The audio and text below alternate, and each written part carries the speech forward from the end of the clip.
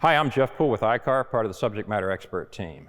The technicians you're about to see in the video segments are well-trained technicians familiar with the service information on the vehicles. As they go through, they're only showing a portion of the tasks that need to be carried out as vehicles are being powered down or other testing is being performed. So ensure that you're wearing the proper PPE and you're following the service information and have the right training so you have successful repairs. Thanks for tuning in. My name is Josh Center. I am a ADAS and EV subject matter expert here with iCar. Today we are looking at the battery monitor system on our 2021 Ford F-150. A common issue with vehicles when they are in a body shop or there for repair is you go out to them and they have a dead battery. And with the new systems that are on these vehicles, we can no longer just take the jump pack or a charger and just go straight to the battery terminals.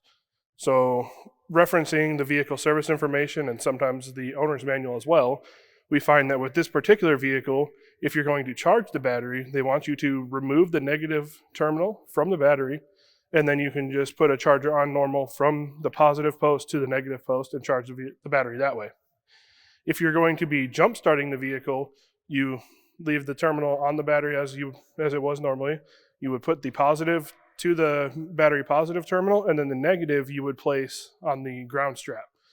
They do this so that any power flowing through there, the battery monitor system will still see it, and it won't be bypassing it by going straight into the battery.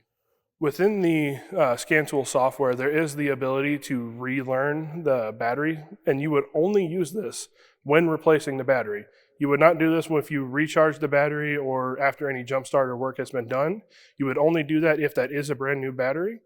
The system will actually be able to learn over time any weaknesses that are in that battery, and then when you put a new one in, that is when you would relearn for the new battery. And it is very important that when you do put in a new battery that you match the specifications of the original battery with the replacement.